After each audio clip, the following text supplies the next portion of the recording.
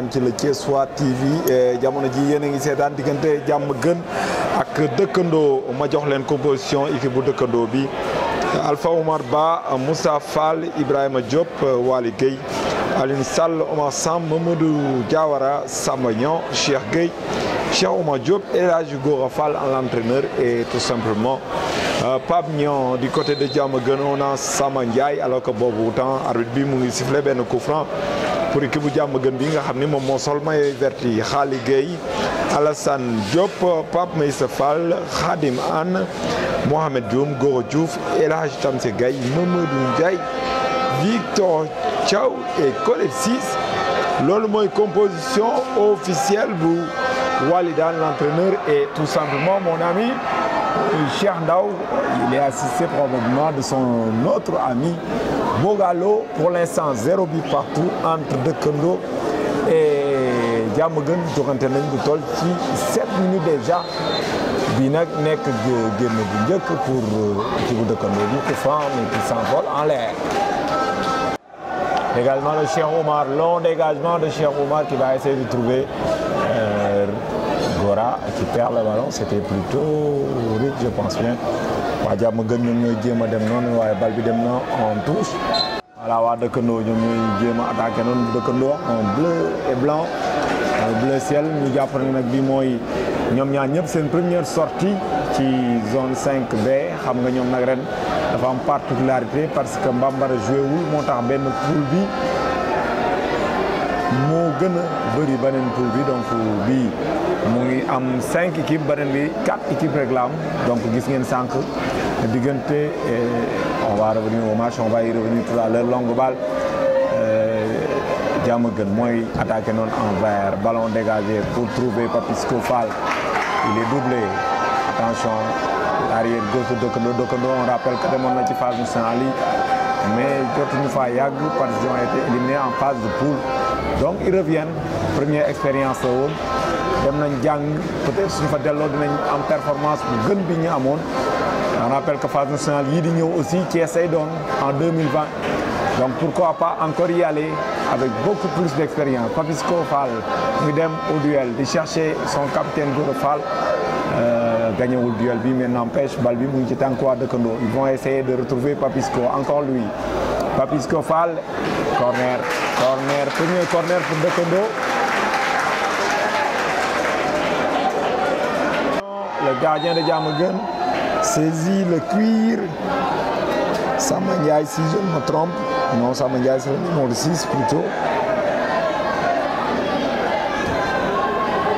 waa Diamaguène ñoo jéem a attaqué noonu mu ngi jéem a chercher ki nga xam ni mooy Gora Diouf Gora qui perd le ballon attention ci début de match bi dëkkandoo moo gën a teg tànkam ci bal bi en tout cas ils sont présents ci première tiers Diamaguène Diamaguène mooy jéem a rallonger noonu ballon qui atterrit sur la défense de dëkkandoo on ne prend pas de risque on met en touche c'est normal par moment le terrain est accidenté gën a wóor mooy génne ko rek daal di dem tàmbaliwaat Cheikh Gueye lañ doon jéem a trouver foofu long dégagement de Khass ballon qui sort en touche début de match pour l'instant plutôt difficile pour Diamaguène duggaguñ ci match bi na mu waree dëkkandoo ñu ngi jéem a camper ci camp wu Diamaguène jàpp ne nag su nekk nii pour l'instant la coup franc en faveur de Diamaguène voilà Khass bal bu gudd ci défense su dëkkandoo Omar mu jiitu ci bal yi Omar il va essayer de dégager coup franc et d'ailleurs le public est venu très nombreux gis ngeen ko sànq ci image yi parce que jongante bu am solo la léegi Njàmbe diggante dëkkandoo ak Diamaguène léegi moom duel bu saf sàpp la moo tax it attention balle de but probablement c'est pas encore fini on suit fu mu jëm joueur baa ngi jéem a dellu si c'est un gaucher il s'est enfermé mu ngay laaj coup franc nag ou tout simplement que dafa blessé Alpha Oumar Ba il le trouve Alpha Oumar qui perd le ballon dégagement des Verts de Diamaguène waaw au duel. Ils sont présents, les bleus et blancs. Ils ont besoin de gagner parce que tout simplement en coupe, ils ont perdu. Les bleus de Dëkkandoo. phase nationale tamit seen ñett yi jogante yi ñu joué yëpp dañ ko ñàkk kon moo tax tey foog ñu bëgg a tijjee ko ak victoire. arbitre bi nee na y avait une toute petite poussette. Heureusement pour les Verts de Diamaguène. Parce que tout simplement Papisco Fall allait se présenter peut-être. Cheikh Omar, attention, qui a mal jugé le ballon. Heureusement pour waa Dëkkandoo bal bi génn na. Ce sera un renvoi en 5,50 m ou tout simplement en 6 yards. Cheikh Omar dégage na bal bi. Vous trouvez Omar peut-être. Ballon récupéré par les Verts de Diamaguène qui perd. Il trouve rapidement le ballon. Heureusement qu'il y avait coup franc. Khass encore va essayer def ko bal bu gudd wala longue balle rek pour trouver son arrière latéral droit. Il va essayer de centrer. Première intention. Ballon récupéré par les bleus blancs de Dëkkandoo. Très présent en tout cas dans cette entame de partie. C'est de bon augure pour les supporters des bleus et blancs. Vote encore. Mu ngi jéem a chercher Mohamed Dioum. Il trouve plutôt Mamadou Ndoye. Mamadou Ndoye qui perd la balle. À Dëkkandoo bi ngay demati. Dëkkandoo attention. Attention. Khass qui se loupe. Centre, tir. Les bras du gardien de Diamaguène. Gardien et capitaine d'ailleurs. Ndorteel bi jafe na pour équipe bu Diamaguène bi parce que équipe bu Dëkkandoo bi moom moo gën a taxaw ci début de match bi. Attention, même s'il commet beaucoup de fautes. Victor moo dóor bal bi donc on a changé de tireur. Attention, trop de duel. Avant de gagner en catastrophe. À Diamaguène, ils vont essayer de revenir. Longue balle. Position de hors-jeu. Position de hors-jeu de. Il trouve Papisco Fall. Lui aussi trouve Gora. Le ballon capté tranquillement par Khali Gueye. Le gardien et capitaine Diamaguène qui essaie de trouver Gora Diouf, mais Gora Fall, beneen Gora Fall qui a la balle. Mamadou Ndoye qui voulait jouer avec son. Attention. Ndoye. Omar part en duel, dégage na ko en catastrophe. Rentrée de touche pour les ñaar fukki simili diggante Diamaguène ak Dëkkandoo ñu jàpp ne ndam demul ndam dikul ndax kenn dugalagul sa morom dara. Yéen a ngi seetaan jongante bi nag nga xam ni actuellement mu ngi am ca hippodrome Ndiaw Macodou Diop ci diwaanu Thiès. Attention, ça a failli faire mouche. Il y a beaucoup d'errements dans la défense de Diamaguène. Heureusement pour Diamaguène ki nga xam ni moom mooy. Heureusement pour Diamaguène, Alpha Omar Ba. Centre tiram bi dañ ko contrer loolu jox Dëkkandoo beneen corner bu nekk ñaareelu corner am ci jongante bi. Centre bien coupé par les Verts de Diamaguène. Ça joli geste de l'attaquant de Diamaguène. Mu ngi jéem a génn récupère la balle. Va essayer encore de dribbler. Cette fois-ci il perd la balle. Attention, une toute petite semelle d'Oumar.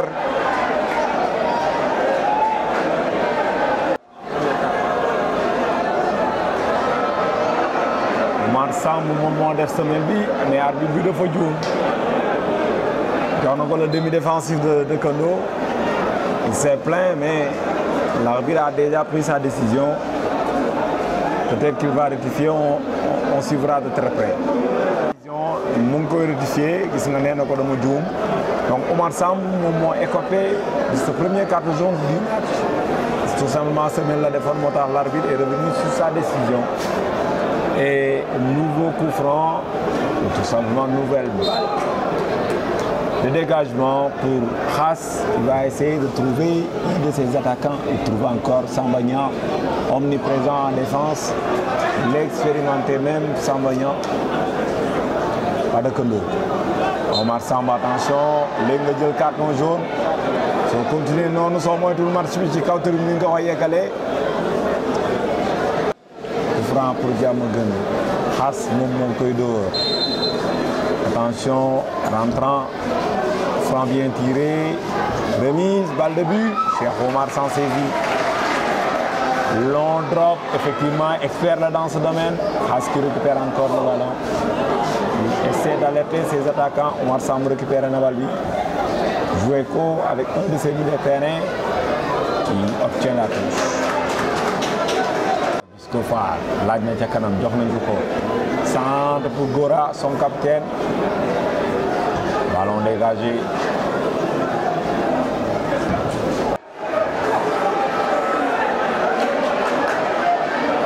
Diamaguène mais encore dégagé par les axes centraux. Ñu ngi subir waa Diamaguène, est-ce que dinañ continuer de subir noonu nag loolu lay problème bi. Attention, corner effectivement ñetteelu corner déjà pour Dëkkandoo, ce qui veut dire que tout simplement Dëkkandoo mu ngi pousse mais jusque là Diamaguène mu ngi téye. Voilà, trop facile pour le gardien de Diamaguène. Longue balle qui va essayer de trouver. Perdre les duels en tout cas en cette entame de match. Arbitre nee na joué même su fekkee ne yenn supporters yi nee nañ poussette amoon na fa. C'est compliqué pour Diamaguène. Mu ngi joué à gauche. Joli dribble. Le public applaudit. Il faut avancer maintenant. Voilà, ça joue sur la largeur.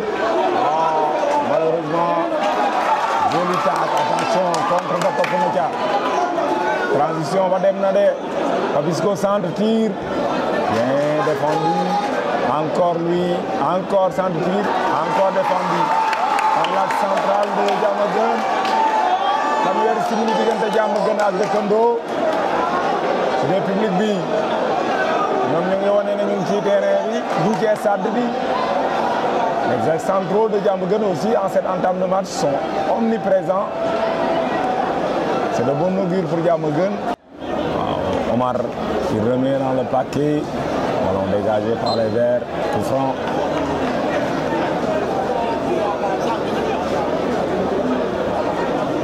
Voilà, balle bu guddi ñu ngi doon jéem a chercher Papisco Fall pour mu dévier ko mais ñu ngi ci parvenir. Attention.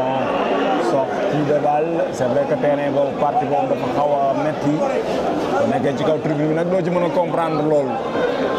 Les joueurs yi cee dugg ils ont bien compris que c'est une partie du terrain très extrêmement difficile. Moo tax défenseur bi am na problème pour contrôler ko et c'est une rentrée de touche pour Dëkkandoo. Rentrée de touche, on joue à une touche. Papisco Fall il va essayer de repiquer pour centrer. Centre mal négocié. Omar moo doon jéem a joué foofu. Attention, ça repart du côté de Dëkkandoo. Coup franc obtenu par Omar Ba. Très remuant cette entame de match. Le staff technique de Diamaguène, de Gallo, Cheikh Ndaw, yëkkati quelques joueurs peut-être pour faire quelques réaménagements tactiques tout simplement sur l'aine parce qu'ils ont compris qu'en cette entame de match c'est pas le grand Diamaguène. Coup franc pour Dëkkandoo. Nous suivre coup franc qui va être exécuté par Ibrahima Diop. Soit Gora, soit Papisco Fall, ils sont très bons de la tête, même Samba Niang. Attention, on va suivre. Est-ce qu'il va trouver l'un des leurs? Réclame un penalty. Monsieur l'arbitre dit que c'est trop mou. Voilà, ñu ngi dem ci deuxième balle ba mu ngi bëggoon a jouer pour boppam infiltration lañ ko mën a wax mais ñàkk na balle bi. Samba Niang il va essayer de jouer derrière effectivement. Ballon qui va être probablement dégagé effectivement. Entrée de touche pour les Verts de Diamaguène. Mohamed Dioum moo ko dóor. Balle bi gudd na effectivement ça sort en 5,50 tout simplement en 6 yards. Omar. bi cadré wu ko bon lu jàmm gën a en tout cas qui continue son mise en train xëy na du ñàkk ñu coppite ci taxawaay yi wala ci attention balle de but c'est trop lent tacle à mon avis régulier de toute façon arbitre bi nee na tacle régulier la moo tax sifflé wul penalty Diamaguène amoon na opportunité di ci score bi encore une fois ils reviennent ils sortent petit à petit de toute façon ci attaque rapide yi ñu ci am dara mel na ni loolu solution la aussi Gora Fall il voulait chercher son compère de l'attaque mais son extérieur du pied baaxul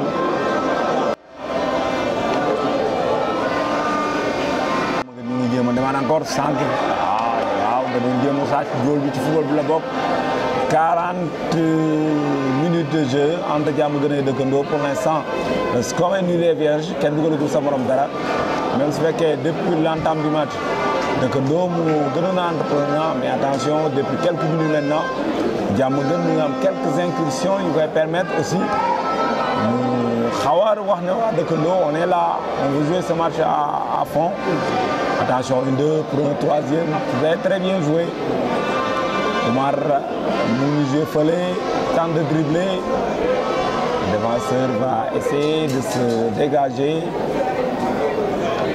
na catastrophe mais ballon encore qui va revenir rentrée de touche pour Diamaguène dégagé na ko Papisco très bon au duel il va récupérer le ballon il est puissant attention terrain waaw mu ngi jéem a jouer centre pour Gora attention ballon dégagé par Khass heureusement pour Diamaguène et malheureusement pour dëkkandoo que la défense centrale en tout cas de Diamaguène depuis le début du match défense bu présente la parce que gis nañ ci bal yi ñu centré toujours dañuy ànd ak dal ànd ak vigilance pour dégager en corner le plus souvent 4e corner pour dëkkandoo. 4e corner pour dëkkandoo ñeent fukki simili ak ñett corner tiré premier poteau tête encore Omar. Cette fois-ci c'était l'arrière gauche moom lañ trouvé mais mbëkkam bi cadré wu ko la balle dégagée benn simili rek moo des ñu dem ci noppalu guy ñu fàttali ne diggante Diamaguène en vert ak dëkkandoo en bleu et blanc kenn dugalagul sa morom dara jongante bi nag di bëccëg bu njëkk ci zone 5B bu président Birane Sock Diamaguène ñu jéem a attaqué noonu encore balle dégagée. En tout cas, beaucoup de déchets techniques surtout. Du côté de Diamaguène, on essaie d'élaborer et de jouer rapidement. Omar Samb se dégage. Personne pour récupérer le ballon au milieu. Finalement, c'est Gora Fall, le capitaine, qui revient. Ballon dégagé. Omar Samb va y aller. Moom il ne se réserve pas. C'est un véritable guerrier. Attention, balle perdue. On cherche Papisco Fall en duel avec Khass. Sortie de but. 45 minutes de jeu. Et dëkkandoo pour l'instant. Début bi kenn dugalagul.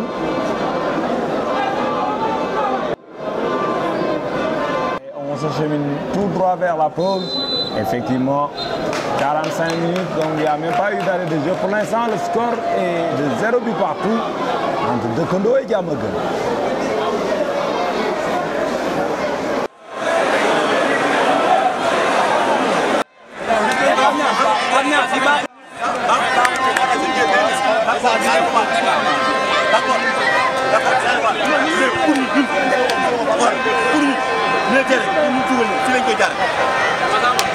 bali fi la mën a jaar si niveau du milieu entre yow seen yooyu ñu yow ñu jël ci le terrain yow way ko ci faut muy téye bali xool jouer à une touche andi yow fier faut ñu baax relation mais Alpha ñun ñu préparé foofu yaay def ci bay dugg moo baaxul xool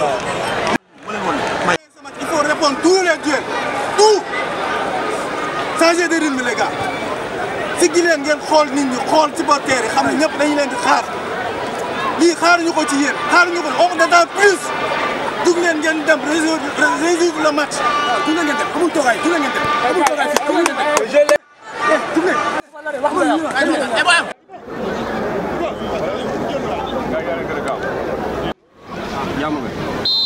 Voilà, finalement c'est la reprise à l'hippodrome Ndiaw Macodou ñu jàpp ne diggante Diamaguène ak yi nga xam ne moom mooy dëkkandoo kenn dugalagul sa morom dara dañu témboo ci dallu gi dellu si nañ nag xëy na ku ci ne sa staff technique def na correctif yi ñu yaakaar ne soo ko coppite yu nga xam ne soo ko defee mu baax mais mel na ni nañu sera encore le cas ci seconde période bi premier duel gagné encore par dëkkandoo.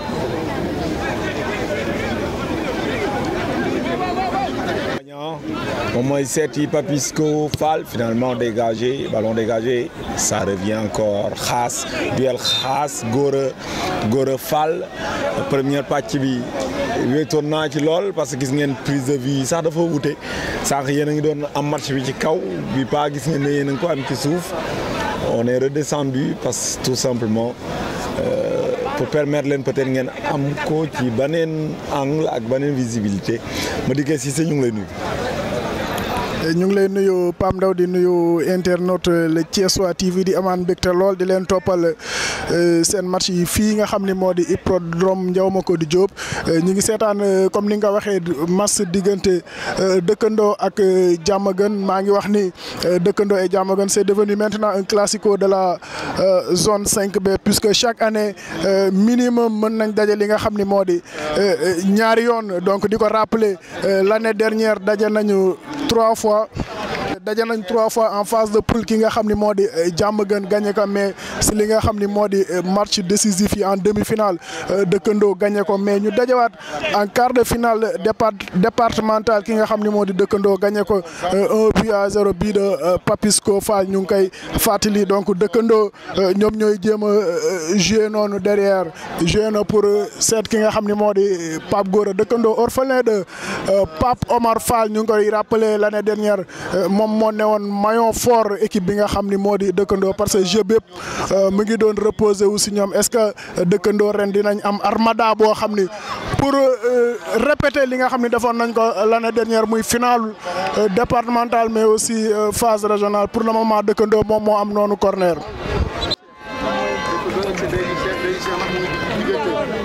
Diamaguène maa ngi gis ki nga xam ne moo di Crash daaw nag mi ngi doon jouer titulaire si li nga xam ne moo di équipe bi moom mooy dugg ni Crash ak le numéro 2 ñoom ñooy dugg jël place ki nga xam ne moo di tam moom mi ne woon Bayal Lamine Mbaye et Mohamed Camara ñoom ñoo génn noonu voilà donc dëkkandoo moom mooy jouer 5e.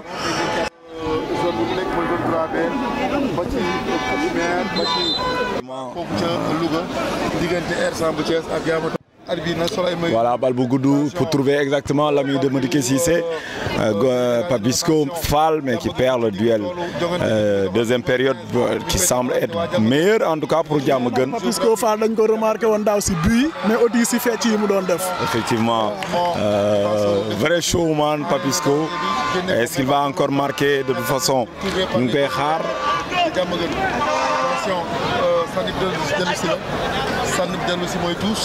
Voilà donc remise en jeu Gora on le trouve il va essayer de chercher au milieu Viegaï attention ñu ngi joué ak Moussa je pense bien voilà sortie au-delà de l'aspect classico il faut retenir que dëkkandoo match kubam dafa ñàkk premier match am mu dem phase nationale ñàkk aussi ñetti match yi nga xam ne moom la fa defi donc tey mu ñëw premier match am en championnat mënu ko ñàkk parce que peut-être su ko ñàkkee mën na yóbbu équipe bi ci crise alors que de l'autre côté Diamaguène aussi a perdu beaucoup de bons joueurs donc ñoom it ñu nekkaat ci lu nga xam ne mooy reconstruction donc ñaari équipe yëpp ku ci ne bëggoo ñàkk tey probablement peut-être loolu xëy na moom moo impacté ci le contenu du match ba ku ci ne di jouer aussi la peur au ventre parce que kenn bëggut a ñàkk tey. final la parce que poule de 4 la 3 mooy génn donc ñoom ñu ngi partagé ak poule bi équipe bi nga xam ne attention dëkkandoo ñoom ñooy joué noonu Alpha moom mooy jéem il est très vivant Alpha gaaw na trop Alpha romb na 2 à 3 jours El Silva joué derrière pour coup franc maa ngi koy wax sànq il est important Alpha il est important dans son couloir. Pape Niang le coach Pape Niang mu ngi joxe ay consignes c'est normal parce que jàmm nga ne def nañ 2 changements du côté de Cheikh Ndaw du côté de Pape Niang moom it mu ngay dee joxe ay consignes pour xool coup franc du côté de dëkkandoo. On va essayer de trouver.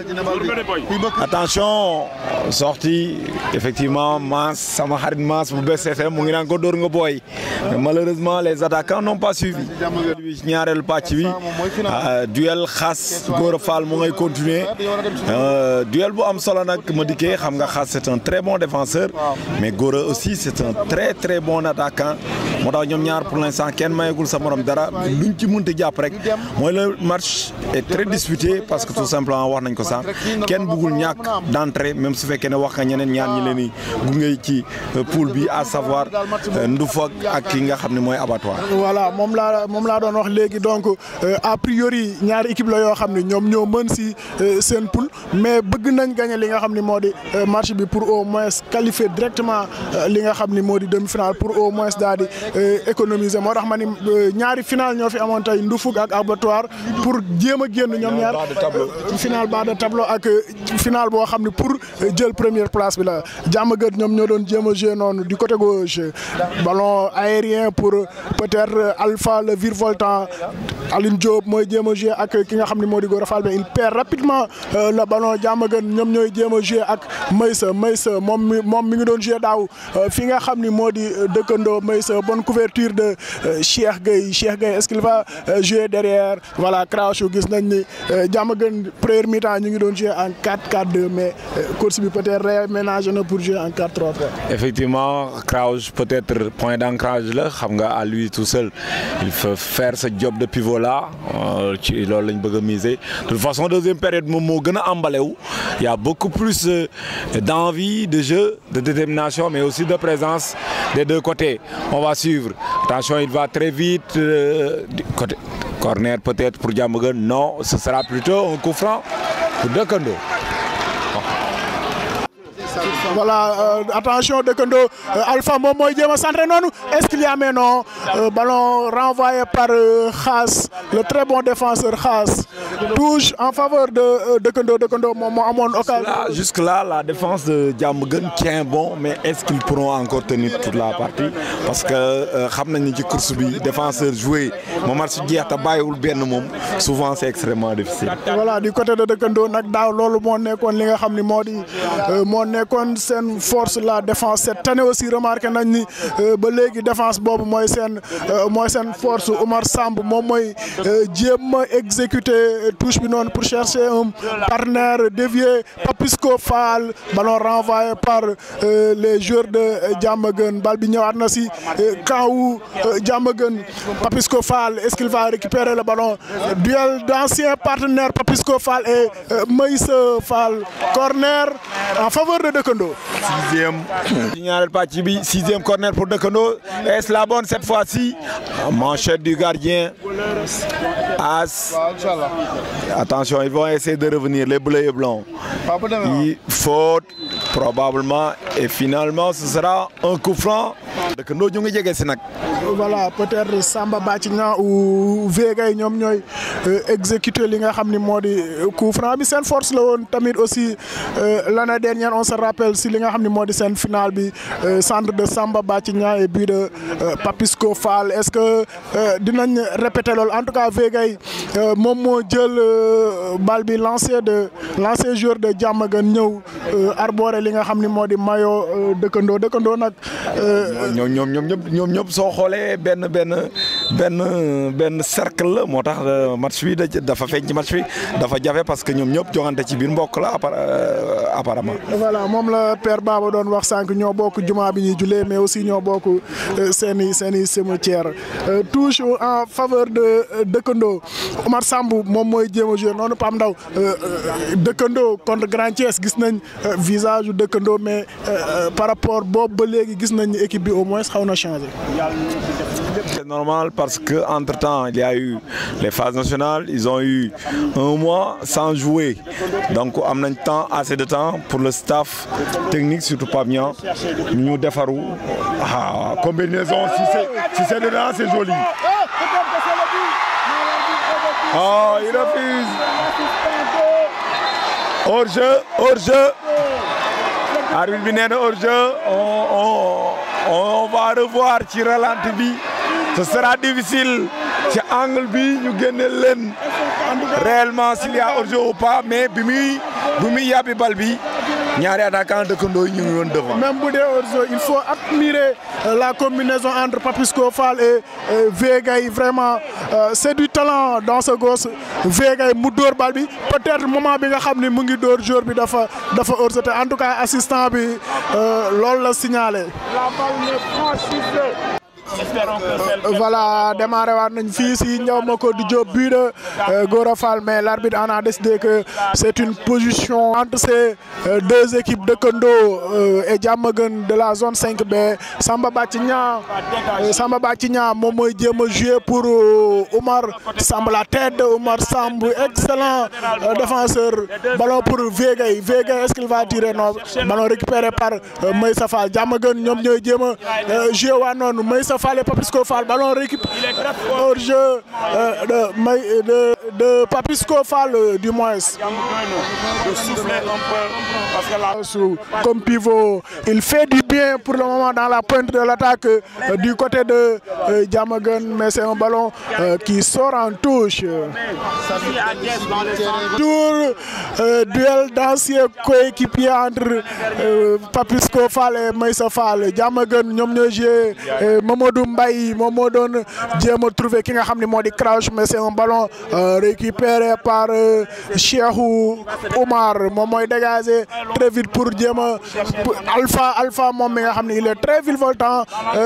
yaa ngi noonu laajte remplaçant Pa Omar je pense que Alpha même su fekkee ne c'est pas le même style que Pa Omar on sent qu'en tout cas il est très intéressant parce qu'il est très percutant au moins ñàkk nañ joueur bu am calibre gros calibre mais remplace indi nañ fi kenn ko xam ne peut-être il peut apporter quelque chose devant parce que je sens que c'est un joueur intéressant. Voilà Diamaguène ñoom ñooy jéem a jouer noonu attention est-ce qu'il va frapper? Il ne trouve pas le cadre. Et s'il avait opté pour la passe en 1-2, je pense bien que ce serait mieux. Il a choisi une action solo. Voilà, Alpha moom moo doon jéem a jouer noonu mais il a choisi lui aussi l'option solo daal di door bal bi mu daal di naaw. C'est un ballon récupéré par Prince le gardien de Diamaguène. Coup franc en faveur de Dëkkandoo est-ce qu'il va trouver la tête de Papisco Fall non Diamaguène ñoom ñoo renvoyé li nga xam ni moo di bal bi crouch moom moo ñëw récupérer waat bal bi attention faute non l'arbitre signale tout simplement que c'est une touche donc Diamaguène ñoom ñooy procédé li nga xam ni moo di seen troisième et dernier changement Mamadou Koulibaly moom aussi daaw mi ngi doon jouer titulaire si équipe bu Diamaguène bi moom mooy dugg jël place ki nga xam ni moo di Tamsir Gaye.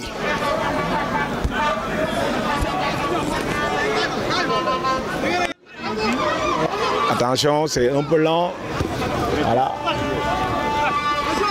Ah Meissa il joue son match c'est normal fii la nekkoon daaw c'est normal que si match bu mel nii aussi mu wane boppam coup franc de Mamadou Ndiaye plutôt moom moo ko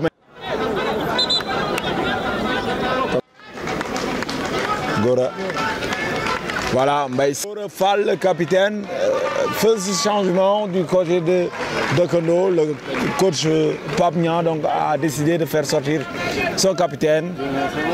Peut-être tey fi mu ko doon xaaree. Il est très respecté dans l'équipe. Parce que tout simplement très correct le capitaine, un bon capitaine. Pour de Kendo. Carton sûrement de Khass ou de Crouch, un des deux. Parce que coup franc bi dañ koy reprendre. Donc c'est à retirer une nouvelle fois pour Vegueil.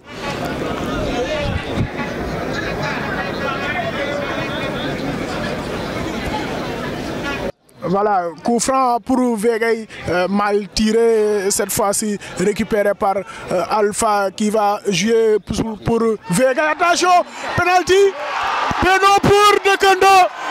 Je le disais, c'est un bon ballon joué par Alpha pour Vegueil.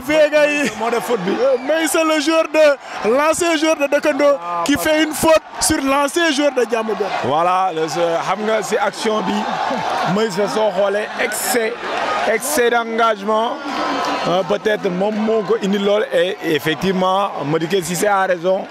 L'ancien joueur de Kendo qui fait une faute sur l'ancien joueur de Diamaguène, tout simplement pour dire l'enjeu du match. Il devait gérer ses nerfs, il n'a pas défendu debout. Penalty pour de Kendo.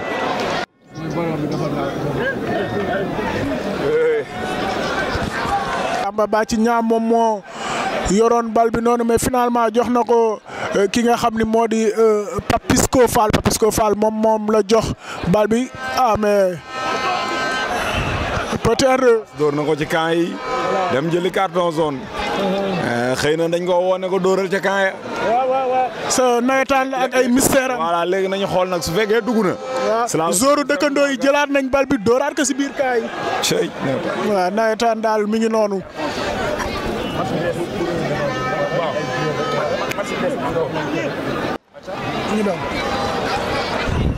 Voilà, penalty pour Dekendo. Papisco Fall qui a l'occasion pour donner l'avantage pour la première fois de cette rencontre à Dekendo. Penalty mu ngi xaar arbitre bi jox na ko ndigal pour mu door na ko dugal na ko bii de Papisco Fall comme l'année dernière. Papisco Fall.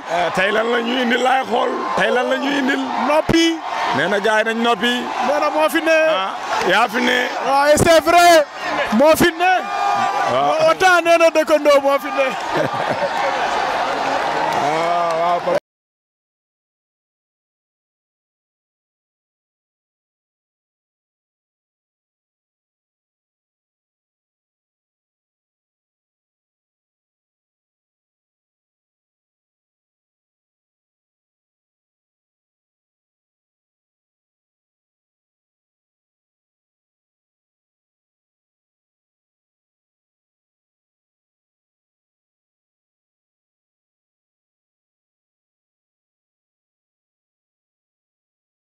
Zéro fii si Ndiaw Diop comme l'année dernière Papisco Fall moom moo dugaloon contre Diamaguène cette année-ci moom moo dugalaat en phase de poule. Décidément Diamaguène Dekendo est en train de prendre l'ascendant psychologique sur Diamaguène. Maintenant aux joueurs de Diamaguène de rester concentrés, de rester sérieux. Il reste encore 9 bonnes minutes. Je vois le coach de Dekendo, Pape Niang, qui procède à 2 changements. Rick qui va venir, lui aussi un ancien de Diamaguène. Il va apporter aussi du tonus. Du 109. Et du 109 au niveau du terrain. Au niveau de l'entre-jeu. Voilà, Diamaguène, comme ni nga wax sànq, ils ont intérêt à garder leur nerf pour jéem a ñëwaat si li nga xam ne moo di rencontre parce que dese nañ 9 bonnes minutes pour au moins daal di réagir. Dekendo ñoom ñooy procéder donc 2 changements. ki nga xam ne moo di Rick un ancien de Diamaguène moom mooy dugg rek pour participer si li nga xam ne moo di fête bi. voilà waa Diamaguène arbitre bi mu ngi leen di distribuer ay carton jaune donc li ma ko doon wax sànq ils ont intérêt à garder leur nerf. Un but à 0 rek la c'est pour réagir au moins pour revenir au score. Dekendo ñoom ñooy donc procéder seen 2 changements. Rick moom mooy dugg ak Ndende Ndiaye et Rick ñoom ñooy dugg place ki nga xam ni moo di Alpha. Un bon match de Alpha. En 4-4-2 si je ne me trompe. Effectivement, ils vont passer en 4-4-2 avec 2 demi-défensifs plus 2 4-4-2 à plat.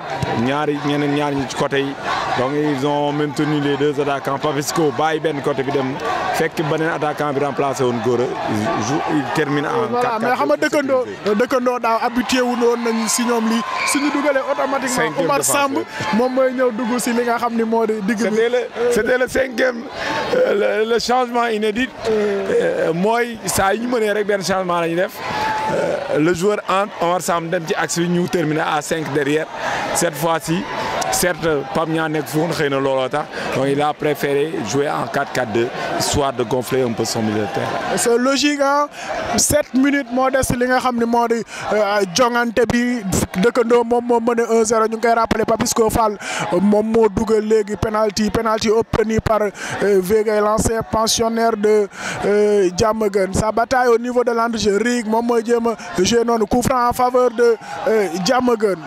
Si jongante bi juste rectifier que dëkkandoo ci phase attention Riig ouais c'était pas mal joué ça dëkkandoo ci phase nationale yi ñaari match nul la am ak benn défaite donc première victoire am lay chercher tey première victoire de la saison mais première victoire aussi en phase zonale alors que de l'autre côté Diamaguène voudra aussi égaliser.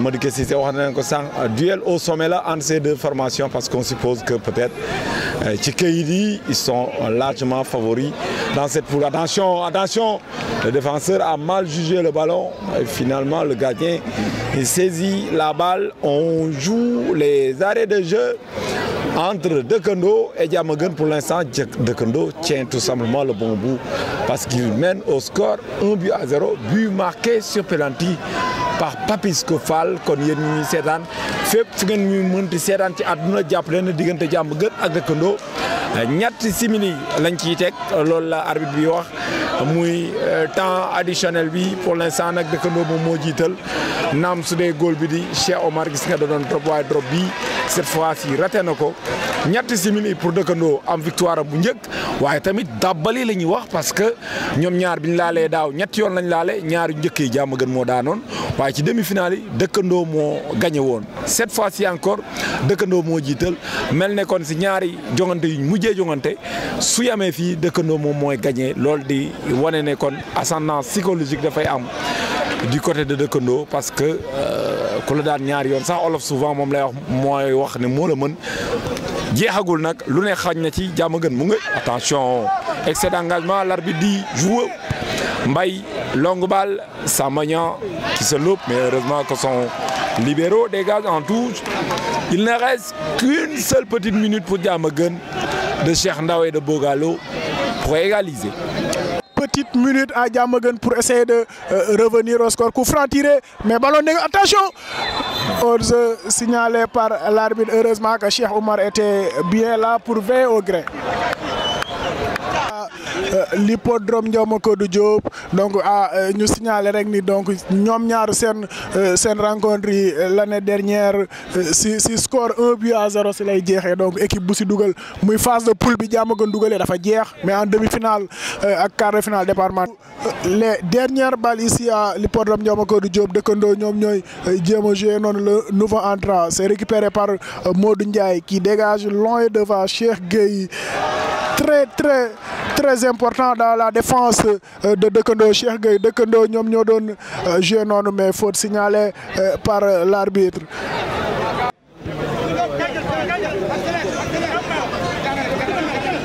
Voilà Maïssa Fall et Madické Cissé am ndamam lu njëkk si saison bi waaye ndamam lu njëkk en phase de poule. Dëkkandoo était tout simplement plus fort aujourd'hui Dëkkandoo dugal nañ arbitre bañ ko ñu amaat li nga xam ne moo di penalty poussé daal di koy dugal donc le champion à titre moom moo marqué li nga xam ne peut-être ces 3 premiers points de la saison di rappeler aussi que ni peut-être bi aussi moom mooy première victoire équipe bi nga xam ni moo di Dëkkandoo. Attention Diamaguène ñoom ñooy jouer noonu contre récupéré par Riig qui joue et match terminé dëkkandoo qui gagne son match 1-0 but marqué par Papisco Fall sur penalty. xanaa di kontaan ci sama équipe bi yëpp parce que vraiment jàmm gën dëkkandoo daanaka derby la te ñun xam nañ lu muy jar wax dëgg yàlla ba ñu nekkee ndaw dañ daan seetaan suñu mag yi jàmm gën di leen dóor façon dóor bu ne dóoree na leen ñun dañuy màgg faj loolu du ma ne duñ ñu gaaw a gagné duñ ñu gagné mais du gaaw parce que ñun ñoo màgg te ñun match bi xam nañ lu ñu jaral loolu la rek quoi di féliciter waat gars yëpp encore une fois di wax ni le meilleur reste à venir quoi. ok première victoire bi yéex naa ñëw mais peut-être gëmoon ngeen ne tôt ou tard ñun xam nañu li ñu am parce que daanaka boo xoolee 3 manquements rek la ñu am par rapport ak équipe daaw bi su ma juumul équipe ren bi moo gën a baax parce que am nañu ay renfort de taille bon loolu aidé nañu à ce que ñu am victoire bi te des na yeneen victoire incha allah mën naa ne tout début est difficile parce que ba ñuy doog a commencé lu ne ñu ngi koy wax mais ñun xam nañ suñu valeur xam nañ li ñuy jar bon di wax ni yàlla ñu yàlla dolli sutura le meilleur reste à venir encore une fois ok merci beaucoup ok.